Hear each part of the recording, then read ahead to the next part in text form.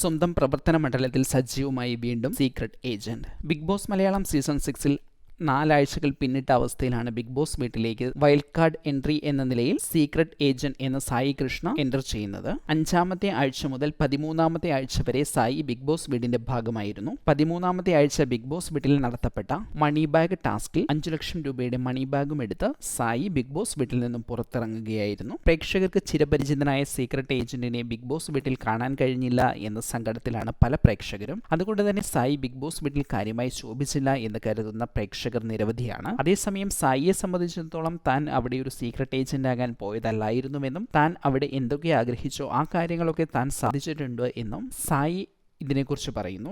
ഏതായാലും Sai big boss വീടിനുള്ളിൽ ചെയ്ത കാര്യങ്ങളെക്കുറിച്ച് പ്രേക്ഷകർക്ക് 2 അഭിപ്രായങ്ങളുണ്ട് എന്നതാണ് സത്യം. ഒരു സീക്രട്ട് ഏജന്റായി കാണാൻ വേണ്ടി തന്നെയാണ് ഭൂരിഭാഗം പ്രേക്ഷകരും സായി ബിഗ് ബോസിൽ എത്തണമെന്ന് ആഗ്രഹിച്ചത്. എന്നാൽ സായി അവിടെ മറ്റൊരു ഗെയിം പ്ലാനുമായാണ് എത്തിയതും മറ്റൊരു ഗെയിമിലൂടെയാണ് മുന്നോട്ട് പോയതും. ഏതായാലും മണി ബാഗ് എടുത്ത് ബിഗ് ബോസ് വീട്ടിൽ നിന്നും സ്വയം പുറത്തിറങ്ങിയിരിക്കുകയാണ് സായി. ഇങ്ങനെ പുറത്തിറങ്ങിയ സായി നാട്ടിലെത്തി തന്റെ സോഷ്യൽ മീഡിയ അക്കൗണ്ടുകളിൽ സായി സജീവമായി തുടങ്ങിയിരിക്കുന്നു. സായി ഇതിനു മുൻപ് ചെയ്തുകൊണ്ടിരുന്നത് പോലെ തന്നെയുള്ള വീഡിയോകളുമായി ഈ ദിവസങ്ങളിൽ സായി വീണ്ടും സോഷ്യൽ മീഡിയയിൽ സജീവമാകുന്നു. അതേസമയം ബിഗ് ബോസ് മലയാളം സീസൺ 6 ആരംഭിച്ചതു മുതൽ സായിയായും സായിയുടെ കുടുംബാംഗങ്ങളായും ചെയ്തുകൊണ്ടിരുന്ന ബിഗ് ബോസ് റിവ്യൂ താൽക്കാലികമായി സായി തന്റെ ചാനലിൽ നിന്നും ഒഴിവാക്കിയിട്ടുണ്ട്. പകരം സായി മുൻപ് ചെയ്തുകൊണ്ടിരുന്ന തരം കണ്ടന്റുകളും സിനിമാ റിവ്യൂകളും ഒക്കെയായി വീണ്ടും സജീവമായിരിക്കുന്നു. ഒരു കൂട്ടം പ്രേക്ഷകർ സായി ഇനി പഴയ തരം വീഡിയോകളുമായി സോഷ്യൽ മീഡിയയിൽ എത്തരുത് എന്ന് പറയുന്ന ഒരു സാഹചര്യം കൂടി നിലവിലുണ്ട്. ഏതായാലും ബിഗ് ബോസ് വീട്ടിലെ സായി കൃഷ്ണയെ കുറിച്ച് എന്താണ് നിങ്ങളുടെ അഭിപ്രായം? ഈ ചാനൽ സബ്സ്ക്രൈബ് ചെയ്യുക.